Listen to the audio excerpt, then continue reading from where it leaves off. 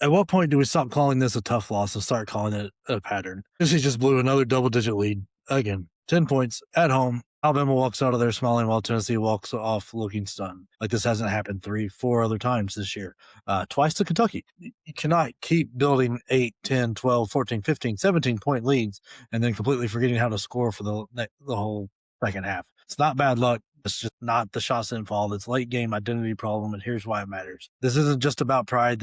Might have cost them a double bye in the SEC tournament. That's rest. That's path control. That's avoiding extra games we played, especially when you have Nate Mint getting hurt. Rick Barnes seems supposed to be disciplined, tough, and reliable. This is the complete opposite of that. Every time we're collapsing in every game, we don't feel unlucky. We feel exhausted as Vols fans.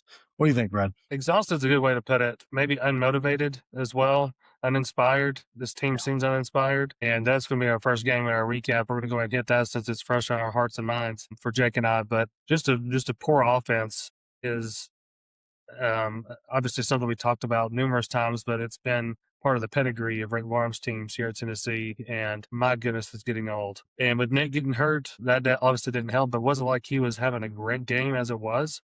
Not saying he couldn't have made a difference down the stretch. I mean, I'd rather him be on the floor than not, but this is really, there's no excuse for this loss. No. I mean, you had, 15, 12-point lead, and it should have been 15 or more, but Berg takes that unexcusable 3 when we should have been waiting for the last shot. Like that is a microcosm of this team all year. What is the worst possible decision we can make in a moment? And we make it.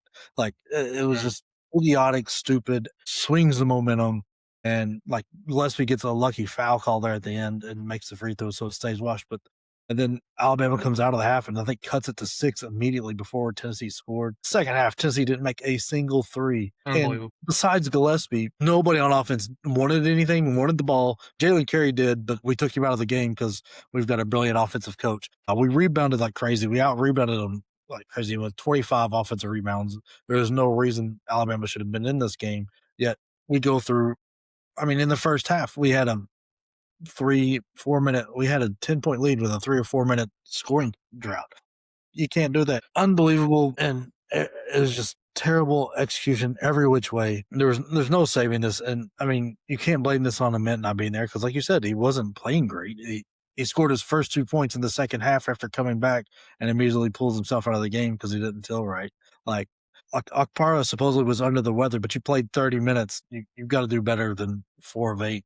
And then Gillespie's 3 of 10 3-point shooting. He was the only one. Evans made 1 3 in the first half. Nobody else made another 3. This is just a pitiful offense, and I am thoroughly ready to lose Thursday or Friday and then just sit back and enjoy the rest of the tournament because I won't have to worry about cheering for this team or worried about who's going to beat us because it'll already be done. It sure feels that way. It feels, one thing I feel like that, I'm not just trying to keep kind of drawing us down here, but one thing that I noticed that really resonated with me was that Gillespie, he overshoots himself on defense so much that he runs himself out of plays at the worst times. Like, I think he's going for a steal isn't always the way to put away a team. It's to execute your possessions. Yeah. Well, I had a coach in high school who used to call stuff like that fake hustle. Like, hey, coach, look, I'm hustling, but you're not doing anything of value with it. You are running yourself out of the play. Just like when he hits the ground after every layup, whether he's fouled or not. And then he has to sprint back. It's like it throws him off the whole way. And you know what? I can't really blame him. I mean, dude's running out of gas in the second half. Yeah. I mean, we took him off the ball a little bit from bringing the ball up, but we just rewarded him with making him run off 1,000 screens to maybe get a shot off because nobody else wanted the ball. Yeah, and to Alabama's credit, I mean, Philon had a great game. I mean, I really like him. I like watching him play. I like his game. But he's a dog. He's got some killer instinct in him. We had none of that. Not even a smidgen. I'm not impressed with anything Alabama did. I mean, like Alabama as a team, Philon is a great player. Philon beat us 13-8 in the last 4 minutes or whatever it was. Like he's incredible. When I say this, that I'm not impressed with anything Alabama did. I'm not talking about his game individually, but nothing about this team said they were good and should have won this game. They just got bailed out by Tennessee just not showing up in the second half. It was just as much as they were giving, like, they gave us 25 offensive rebounds. You give 25 offensive rebounds to any team that you're trying to compete with on that four seed line and up, you're going to get beat by 30. Tennessee's the only one that can't take advantage of that. It's just unfathomable. And Alabama's had that issue all year long with running. I mean, that's how they lost to Purdue when we were down there. They just can't rebound whatsoever, and it didn't matter in this game apparently. Yeah, and I feel like with Rutsell too, we allowed him to shoot a lot of those shots. We didn't defend him. It's like we missed him completely on his counter report, which I don't know how you could. But something else I was going to ask: what did I miss, or uh, I guess I don't know. I've not caught the beginning of Alabama games recently, but why did Phylon not start? I think it's just a coaching change to get him like a little groove. Some guys just do a lot better, and I mean that's why he came off the bench last year for Yeah, most of it. So I think some guys are great at watching the game for a second and then getting into it versus for some reason starting they just don't get the same view on it. And I think he's one of those guys that will always play starter minutes and be on your closeout team, but he might not be in your first five. that's the way I feel like Awaka. I feel like he's one of those guys. He always was. Well, I think let's just stop talking about this game. We'll stop with the recording part of me talking about this game because Yeah, I will shut up about it for a while. yeah, I understand that. That's for sure. Well, Thursday night we had a game. That was a pretty disappointing loss for our buddy Sam, who's not able to join us tonight. But Michigan State at Purdue. Michigan State gets the win, 76-74. Some stat that was thrown out there. That was the first time they've won, West Lafayette since like 2014 or something like that. Yeah, this is extremely disappointing. Like playing to a draw or just a couple rebound lead for Purdue is a loss in this game.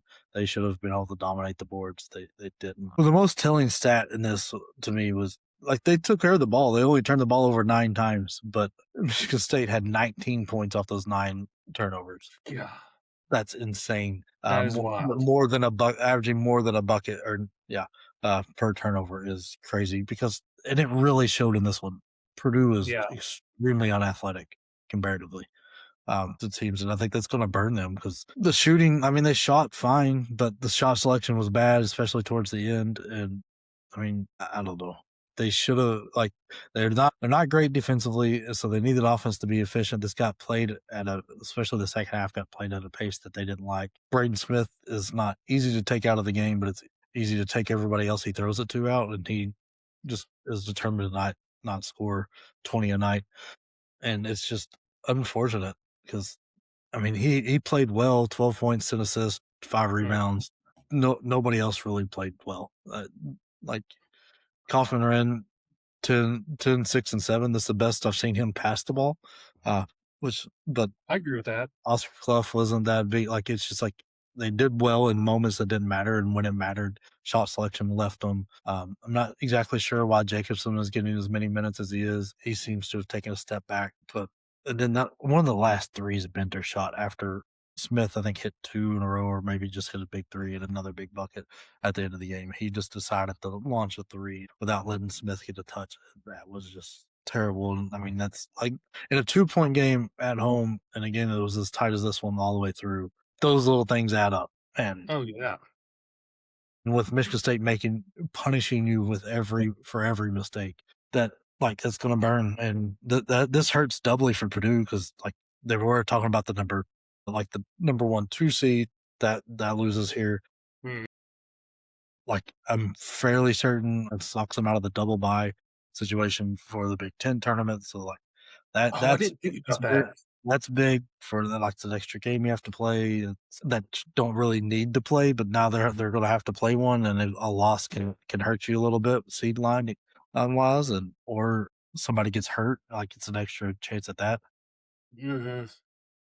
This was an important game, and like when we previewed it, me and Sam said I think Michigan State needs this. I think Purdue needs this more than Michigan State, and they didn't play like it. No, and also for Oscar Clough to not shoot a single free throw is unbelievable. Yeah, and Michigan State didn't play exceptional this one.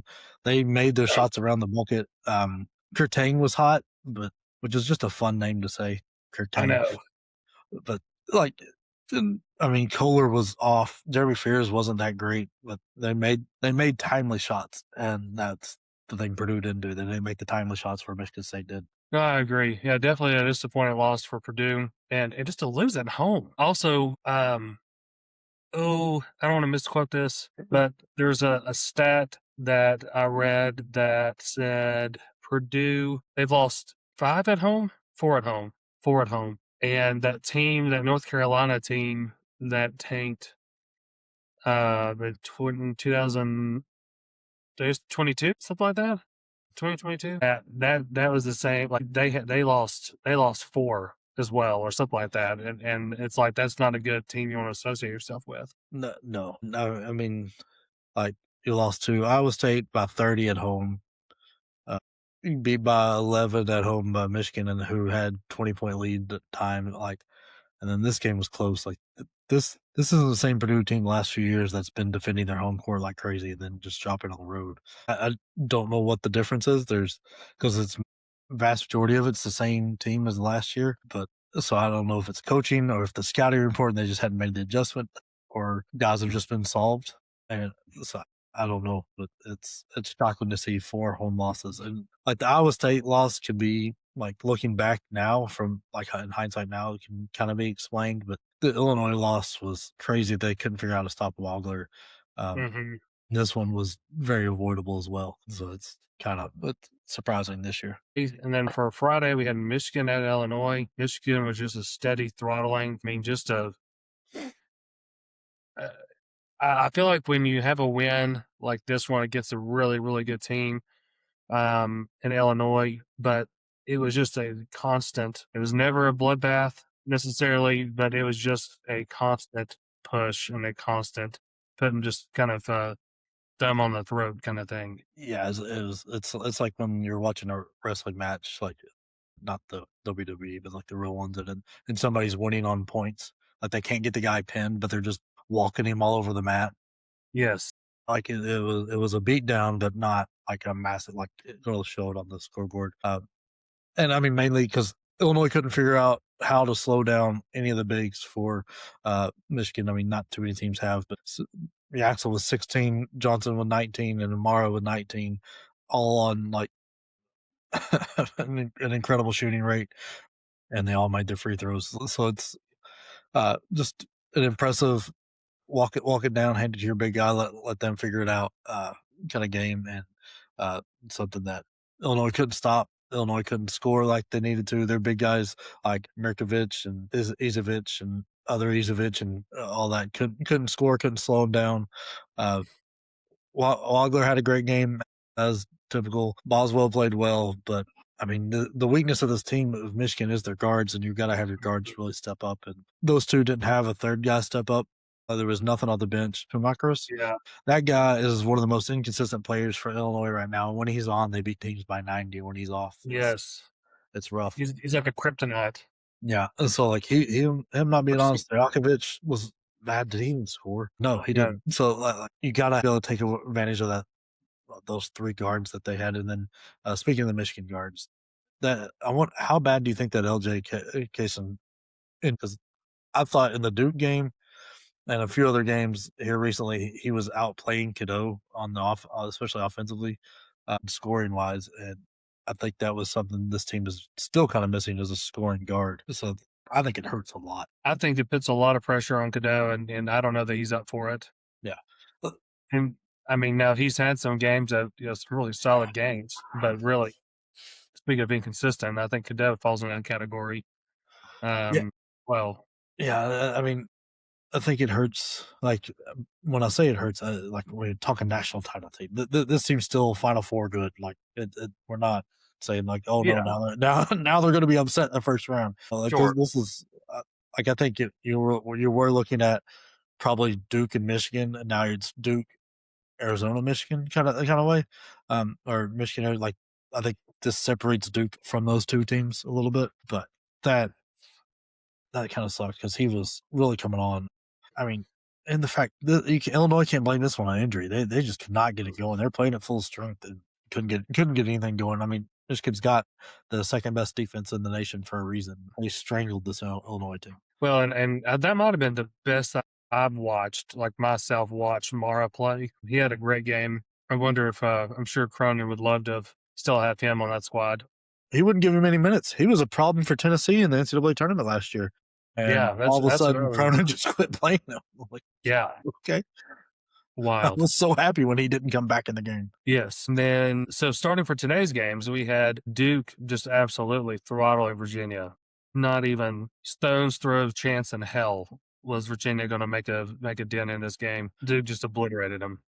I texted the group about this. I said this version of this Duke team when everybody's making threes and like I think Evans opened up the game 3 or 4 from deep like in the first like 3 minutes. Foster hit, Brown hit one. Mm-hmm. Darren Harris was hitting, Sarr was hitting. This version of Duke when that's happening and the way they're playing defense right now is unbeatable. There's nowhere to live, and I mean Cameron Bruiser probably had his worst game of the year. Goes 18, 9, and 4. I mean, he did all of his damage from the free throw line, 11 of 12, but he wasn't needed in this game. I don't think it changes if he doesn't play that much. Mm-hmm. Man, this version of Duke, unbeatable. And then I was impressed with this Ritter from Virginia. He made Boozer's life hard. Yes, he did. It really wasn't doubled that much when he was in. Like I know he's a 25-year-old freshman, so like there's about 7 years of being a man in there over Boozer, but like it showed. Like Boozer couldn't just move him out of the way and just go dunk it, and he was quick enough to hold his own. The guy's a great player. He'll be playing in the league next year. That was the only bright spot for Virginia because nothing else went well. I mean, Duke's defense is suffocating. But like this Virginia team averages 80-something points on the year. They score 51. Just nobody could get anything going. They couldn't make it a three. They couldn't get any shots they wanted. It was impressive performance by Duke. Oh yeah. I got something I want to talk to you about. So this is kind of a funny pattern that's happened here. So in years that the Final Four is in Indianapolis and Duke goes to NC State and loses, they win. They win it all the way back to 92 or it was 91 or 92. One of those ones that they repeated. 10 Yeah. and 15. Lose at NC State, come to Indy, win it all. Whoa, what a weird. Do Who would you have like the next game on Monday is Duke at NC State? Do you take the game, your Shire? Because you were part of one of those teams. Do you just? Oh my gosh, what a weird stat. What a weird. We're not even stat. A weird trend. Yeah. Do you just go? Not gonna try that hard to win this one. Yeah, throw some minutes. Do some Darren Peterson minutes for Boozer. Because you're gonna have to try hard to lose based off what I saw to NC State losing to Notre Dame today. I'm like NC State's not gonna win that one. You're gonna have to lose it. no, that I thought that was pretty disappointing all around. I mean, again, Will Wade's teams as they approach March, never somebody you want to mess around with, and I still believe that. But that losing to Notre Dame is no bueno. That's probably keep it on the turn. I just thought it was funny to see if you think Shire tanks this game just to continue the pattern. I don't see Shire. Athletes are superstitious. I don't know. I don't know. Maybe that'd be wild. That'd be such a weird characteristic of him because he doesn't seem like that guy. But there are guys out there. There's some bit of have a little bit of psycho in them. That's wild. That's wild. That's a weird one. Then we had Seton Hall at UConn. UConn fans, this has got to be the most obnoxious, weird, as Sam says, and we say a lot, is that playing with your food. They let these teams hang around. I mean, they should be obliterating them, especially after just the beatdown you put on St. John's. Yeah, I mean, this was senior night and all, so it might have had some weird hangover there. I mean, Caravan put on a show for his senior night. Mm-hmm. But it was needed. Every bit of it was needed. This second time, Seton Hall should have won. They had a lead late in this game, like 2 or 3 minutes left. Had somewhere between 5 and 10 lead, and just let it go. I mean, Sheen Holloway is getting more out of this team than almost anybody else could. So I don't know if they'll make the tournament. They might have fallen off. It's questionable, but that last shot that point guard took, what the heck are you doing? At no point ever are you going to get that call. No. Like, no ref is going to call that, like, when you're just launching it. And you had time to try some other stuff and get it to your best player instead of, like, get it to Stan McRae, who was hitting everything that night, shooting 50% from all the arc. Get him the ball, run a little action, get him the ball, let him try that. Yeah. You didn't need to try that. That was just bad and just iced the game. And just not like I feel bad for Seton Hall because this is one of their better games that they've played. Mm-hmm. The shots they needed to got a little sloppy with the ball, but they forced it right back. They defended the rim well and just couldn't pull it out, and that's just unfortunate because I like this Seton Hall team. I think Same. Holloway is going to be very good this year, coming up just short. I mean, even Hurley has said in his pressers about how well good of a job he's doing. So yeah, I think they'll be interesting. They'll be an interesting team for next year. Yeah, I don't know. Something I'm sure we'll be talking about. Yeah, I don't know how much is coming back and isn't. I don't know the roster that well, but I've replayed that last shot over and over, and I'm like, Holloway's got to be doing the same thing and just like punching balls. Let's see. Then we had Kansas at Arizona. Kansas hasn't had no bench play whatsoever, and nothing really going except for Darren Peterson. But still, just makes basketball look so freaking easy. But I mean, he wasn't even really that good today. 8 of 21. I mean, I know he scored Yeah. 24, but I mean, but that was by far the best player on Kansas. Like, it wasn't even close. Like, where was Flory Bedinga, who'd been playing well? A dude played 32 minutes and had 2 points Mm-hmm. and only 4 rebounds. He was completely taken out of this game. It was nice to see Koa Pete back and being It productive. was. I think this is still Braden Murray's team. 20 and 12 tonight, like with 5 assists. This is his team. Koa Pete got a lot of the flash because he had a 30-point game and on the opener wasn't what I was expected. Burries is incredible. But Burries, I feel like is criminally underrated in terms of the national spotlight. Like he does not get talked about enough, and because he is, I mean, he could stroke it. I mean, he really can. Actually, I don't know. There's much that he can't do, and he gives it all he got. Like he's got a high motor. Yeah, it wouldn't shock me to see him picked before Koa Pete, if I'm honest. And when the Oh, draft's coming up, like I think that will. I think that's very likely to happen. He should be talked about more.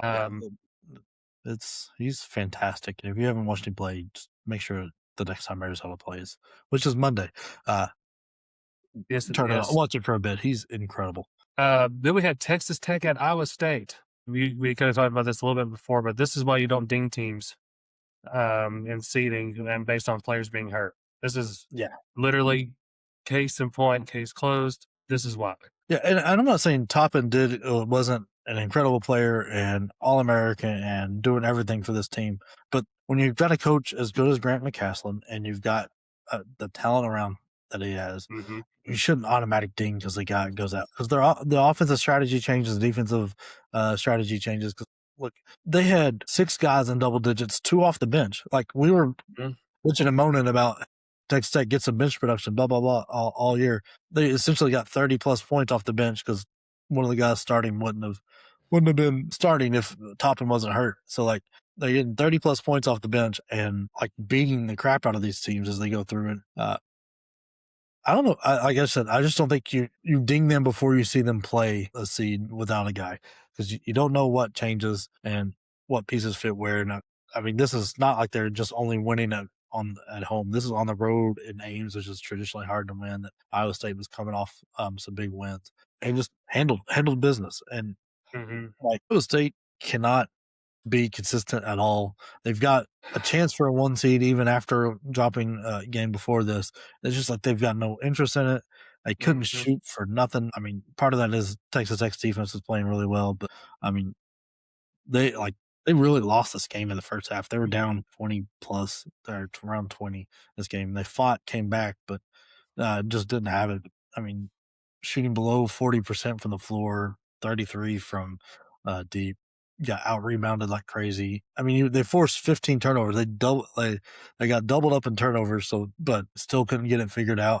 And I mean, 10 of those were steals. So like a lot of that's live ball too. So like, but to finish with only 4 fast break points is crazy. They're not taking advantage of the opportunities you're given. And unfortunately, that's a big flaw for any team playing in a tournament style.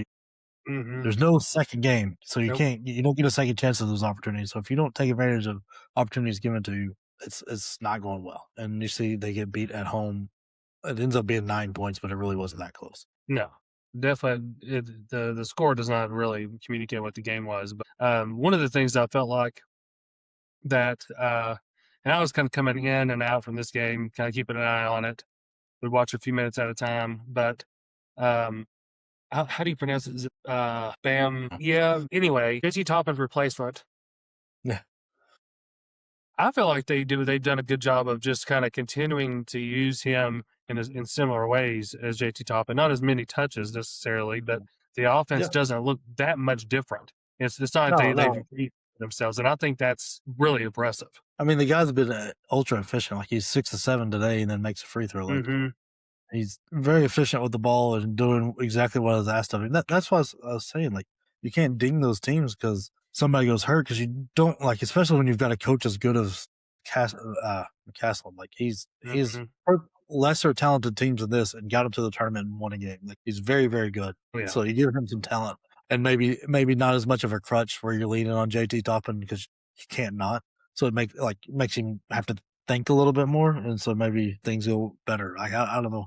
I don't think Texas Tech's Final Four good, like we kind of thought coming into the year or anything like that. But Right. I do think if you had them at a 3 seed before the Toppin injury, they've done nothing to lose that. They should still be around the 3 seed conversation. Yeah, well, we'll have to see how Iowa State can kind of clear their heads as they get ready for Arizona on Monday, which we'll get to that game here shortly. But hey, Jake, tell us about March Madness bracket poll with Winwear and with Bitch Points. We have 2 weeks coming up now till Selection Sunday, and as soon as those brackets come available, we will be putting a group together on ESPN. The instructions are going to be basically comment either here, TikTok, or Instagram, your name, your entry, so we know who you are, so we know how to give you the Winwear apparel that's going to be given out throughout the tournament. They're definitely for the winner, and we got some giveaways for the best each round. So it's going to be a lot of fun and free. It's great shirts, great hats, great everything that you can get for free, and everybody loves free stuff. Oh yeah, and I like that we're doing it with the win by round, best Yeah. by round. I think that's fun. I feel like it gets kind of old at times where it's just the overall kind of makes it more exciting. I just don't want you to die just because your champion loses on day one. I don't want you to be out of it. I want you still interested, coming back. That's right. That's right. Well, speaking of March, we've got conference tournament season is officially here. It is officially here. The first 3 up are Sunbelt, Horizon, and Patriot. And so let's go ahead and kind of kick off this discussion with let's do the Horizon League. Hey, that's in my backyard, being Sam's backyard. That comes here in Indianapolis. Before we get into what I think is happening, do you prefer because you're small? If you're the commissioner of a small conference, do you prefer the extended bracket like you would see with the Sun Belt, or kind of interesting thing that the Horizon is doing where they're reseeding after the first couple rounds? The reseeding seems brilliant. It seems like something should have been doing for all along. Yeah, I mean, like as a commissioner there, you got to protect your best teams, and that's one way to do it, to make sure your best team is playing the worst team available. I think it's smart. It's definitely a CYA move. Yeah, I think I lean the extended route just to let them rest up a little bit and kind of burn the legs of bad teams. So that way your 10th seed, if you're 10th seed or 11 seeds make it all the way in, they've had to play 5-6 games or something like that. Just kind of protecting my best team a little bit more. But that's the way I would lean. The reseeding is an interesting way to do it. So it's a bit fun. Yeah. Fun fact on this: if you are of the gambling stuff, Oakland is the odds-on favorite to win this, but finished 5th, so they're going to have a bit of work to do. Yeah, it's hard to count them out though. Yeah, no, they are a great team, or good team, especially here. But they handle their business against the teams they should have. I kind of like Robert Morris to win this. If you're on the old Caesars Sportsbook, you can get him around plus 550 right now to win this all. Their offense is a lot better than their defense. Both are above the halfway point of D1 teams, and I think that's impressive from the Horizon League. Yeah. They get a little sloppy with it, but they shoot the crap out of the ball, shooting near 40% as a team, and they work well together. Way up there to assist a field goal made. It's a little bit slow, but they rebound the ball really well, and they shoot a ton of threes. And they've been hot here at the end, winning 7 in a row, including beating Oakland by near 30. Yeah. Revenging the loss where Oakland got them by 23. They handled the business. They finished. I think they finished second. I should have wrote that down. They did. Behind Uh, Wright State. yeah, they finished second ahead of Wright State, who they also beat by double digits on the road. So I think this team is the team to do it. They've got they've got three guys that they really use a lot that are really good with. Not going to try to say Nicholas' last name and Vargas. Those guys are very good players. Vargas being 5'10" is kind of fun, so they'll root for what looks to be a really tiny person out there. Yes. It's fun. Who knows? Also, Robert Morris. They're on a 7-game win streak. Yeah. I don't know if you mentioned that. So I mean, they're hot.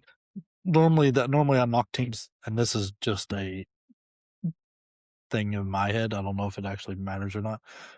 I do not like teams going into a tournament coming on a long win streak because I feel like you're going to lose. That win streak ends at some point, Sure. and the longer it goes, the more likely it is to lose.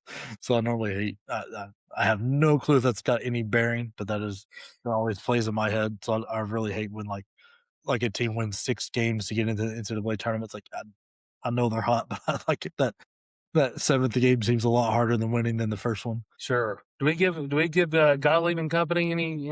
I've been impressed with him this year. Green Bay, like, was just a couple years ago was one of the worst teams in like laughing stock Mm-hmm. of basketball, and now he's got this team not playing extremely well or anything really you want to brag about, but they're doing pretty well. They finished in the top half of the league here. They've got a decent chance to win it. They just don't play a lot of defense, and that seems to be their issue. But I mean, they've got wins over Oakland, who everybody thinks is going to win this. They played Wright State close. Like I don't know, I think he's slowly turning this Green Bay thing around, and his press conferences are always fun because he's not afraid to let stuff loose. Totally agreed with him with both of the big rants he had this year with the Ken Pong questions and Mm-hmm. referee stuff that he got suspended for, which I think is absolutely crazy. Insane to me. It's a shame. I mean, Pope gets fined for basically the same thing, and then he got suspended. So I think Harsley came down a little hard there, but I don't know. I like him. I think he's doing a good job, especially ever since I think it really turned around when he gave up the radio show. I was about to say that. So that's like I don't know how much the radio show was actually the issue, but it's just weird coincidence there. Let's see. So that kind of wraps up for the. Let's wrap up the Horizon, and then let's move our way into the Sun Belt. This one's fun. Sun Belt is one of my favorite major conferences to watch that always produces really good teams. Mm-hmm. Like Troy had some big wins this year. Early on, people were kind of liking them, and I mean they finished. They won the regular season outright. They beat San Diego State early in the year, and did well in Sun Belt and MAC challenge. I think they beat Akron, I believe, who was thought to be the best team in the MAC. With that. They're another slope, but for my money, I like App State here. They've owned wins over Troy. Which they got to go through because they finished fourth, so they're on the same side as Troy. They play slow. Their defense is way better than their offense, partially because they can't shoot the ball, but they don't turn the ball over. They slow the game down. They've got some good guards, and they shoot a little too many threes for my liking. But they've got wins over the teams ahead of them. They just dropped a few. Like they dropped 3 of the last 4 and couldn't get it figured out. And I think that knocked them down quite a bit. I think they were looking at the 2 seed and kind of just drop those games that kind of hurt. But I think it's going to help us because they're sitting at plus 475. I think that's going to put some money in your pocket when they win this, and they get a 2 buys, I think. So I mean, they just basically have to win 2 games, and then you can hedge your way out of it. If they get by the first one, they got Troy. And good thing about taking one of these is you can kind of hedge out and end up taking when they win the first one, you can hedge out with Troy, taking Troy on the other side of it, then hedge out again if you don't think they're going to win it all. But I like riding with App State here. There's something I noticed when we were looking at the standings. I wanted to mention for those that aren't familiar with Sunbelt is that for this year there are 1, 2, 3, 4, 5, 6 teams that are 1 game back from Troy. Yeah, very good conference this year. It's been a lot of fun to keep up with. Yeah, that's wild. And it almost looks like an error when you look at it on ESPN, look at the standings. But definitely going to be an exciting tournament. And then we have the Patriot. Yeah, like this one, I didn't want to mess with too much because it seems to be Navy's conference. I don't think there was Yeah. much competition there, and it's a very small league that's like a 15 seed at best kind of thing, and not wasting my time really dissecting that one.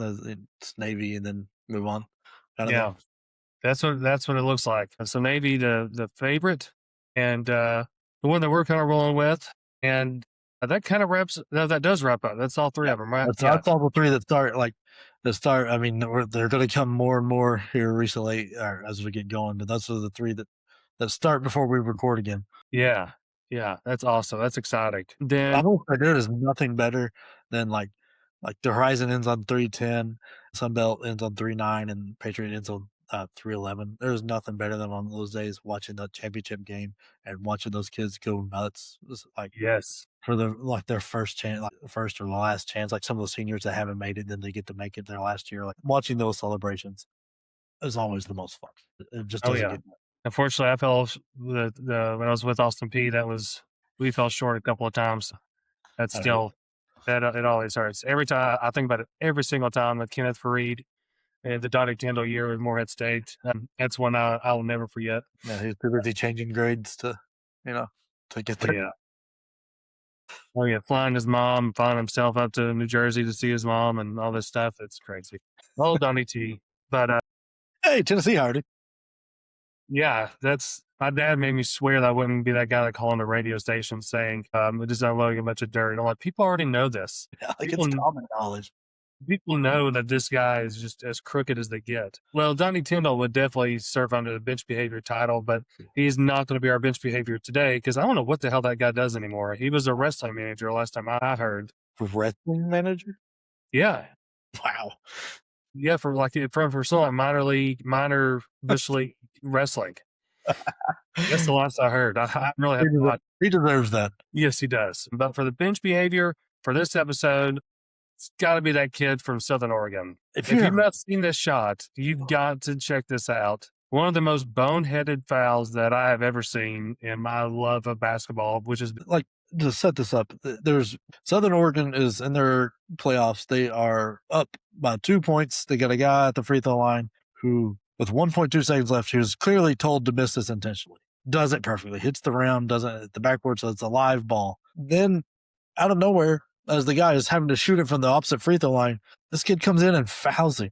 So you've got the best free throw shooter going for Southern Oregon was playing Bushel or something like that, going to the line to shoot three with 0.1 left because you couldn't just not get in his way. Like, why did you defend that shot? If you lose on a 75-foot shot, that sucks. That's better than fouling the guy losing at the on a 15-foot shot. And I mean, you can pick apart of the coach for having the kid miss intentionally, but I kind of like it with that less time left. Like that way you can't throw it to half court and then do whatever. I like the miss and let them have the rebound and go for it. But I don't think he expected his guy to just and they're watching the reaction of all his teammates. They're ready to come over there and just smack him. oh yeah. That would be that's just unfathomable way to lose a game. Well, and if you lose by a shot, he makes that shot as a miracle. You just have to accept it. That's just unbelievable. People are going to be all over your coach for having the kid miss, whatever. But Right. that's part of his job description is to make those kind of calls. You don't go I don't know why he thought he had to defend that shot. Just let it happen. Exactly. Well, before we get to our standing up, let's talk about Iowa State at Arizona. That's coming up on Monday night. Big game. Talk about two teams that are playing that are coming off completely different games. No kidding. Arizona absolutely dominating Kansas, and then Iowa State getting beat by JT Topless at home Texas Tech team. And I mean, this locked up. There's no way Arizona wins the Big 12, right? There's no way that they even dropped that. But I mean, do we really give Iowa State a chance to go on the road here? No, especially as I know the court's got awful. That place was rocking today, as it should be. Like you've got arguably one of the best team in basketball going. You're back at full strength, and everything you do is what Iowa State wants to do, but you're better at it. And you've got the better guards, so you're at home. It's going to be played at your pace. And Iowa State does not want to play fast. it's still shocking to me that a team that ranks next to last in 3 points attempted per game is this good in the way Yeah. basketball played. Like Arizona being like a top 2 team or top 3 team at worst is today's game is just anti 3 ball. And this is why I like college basketball more than the NBA because it's not so copycat of a league. You get different styles and styles make fights. And this is completely opposite of anything anybody else is really doing. Do you think that? So I thought about this today. I should have brought this up before, but we'll talk about it now. Do you think that Tommy Lloyd coming into the season planned on that the three was going to be prioritized, or do you think it's just the way that it's kind of organically the way the game has flowed, the way they've ran their offense? I would think that he knew his team wasn't that great of shooting, so he wouldn't have designed it to be 3 heavy, but I don't think Yeah. he intended it to be this, like, 3 light. Like, I think that came about as it was going, and he like, props to him to adjusting and going, "Okay, we make this adjustment, we go full bore on this." I mean, you'd be an idiot to not realize your team is not the best shooters, Mm-hmm. or, like, from deep, and I mean, Deli Orso has been a little bit of a disappointment this year, and I think Kujakovic or whatever was supposed to be a better shooter than what he's shown. Mm-hmm. But I don't think what you expected. And Bradley's not been that great of a 3 point shooter, but I don't think you expected that out of him. So I think it was intentional to not be as 3 heavy, but not this much. Like Yeah, I this is agree. absurd with just considering the way basketball's played. Like even for like Mm-hmm. slower paced teams like Purdue, they shoot a lot more threes than this team. And then of course you have teams like Alabama out there that shoot 93s. This is just definitely like a unicorn's not the right word, but they're definitely Right. on an island that shoot. Obviously not. There's obviously one team that shoots less threes than them, but I don't know who that is. I think there's three. There's 300. Is there 364 teams in D1 ball? I think so. Let's see. I think that's right. Well, they rank 363rd. Do they really? Yeah. Is that right? There's 2 teams that are less than them: Texas State and Tarleton State, and I believe both of them have fired their coaches. That is unbelievable. That's a wild stat. Yeah. To go back to this game, to me, this is all Arizona. Yeah. Certainly, watching how this works today, I don't think like even on their best. If both teams are playing their best and both teams cashed out today, I was still wouldn't give out. I've been down on Iowa State. I think, and a big part of it is like from the free throw standpoint, they're shooting 67% from the free throw line. Iowa State is as a team. Like if you're going to beat teams that are this good, you can't lose your free points, and they're not taking advantage of it at all. If you had to guess, what do you think the line's going to be on this game, just for funds? 5.5. 5.5. I was 5.5. thinking, Somewhere there. Less yeah. than, I don't know if they'll be bold enough to put hanging 9.5 on there like they did over Kansas, but maybe. All right, so that's our game preview, kind of light for this episode, but we've got a standing O, and it's a big one. It's Braden Smith eclipsing 1,000 assists. That's just an awesome achievement. Yes. Like one, it doesn't happen that often because guys don't stick around as long anymore. But 2, I mean, that's 1,000 assists is very unselfish play and makes it fun to watch it. I mean, he's a bit of a dinosaur as a point guard because he's a true point guard by every stretch. He wants to pass the ball more than he wants to score, even though this might not be what's best for this Purdue team right now. Yeah. I mean, he's also benefited from playing with some of the best post players with Edie and TKR the last couple of years. So he's taking advantage of what he's had around him, but it's still impressive to clear that 1K mark. I don't think there's a way he beats Hurley now with how some of these games worked, but hey, Purdue did their part and gave him an extra game in the Big Ten tournament, so maybe that was the angle they were going for to give Smith one more chance. But I mean, this guy, it wouldn't shock me if we saw him hit the 20 assist mark in some really tight game. I guess we've seen that Purdue's in.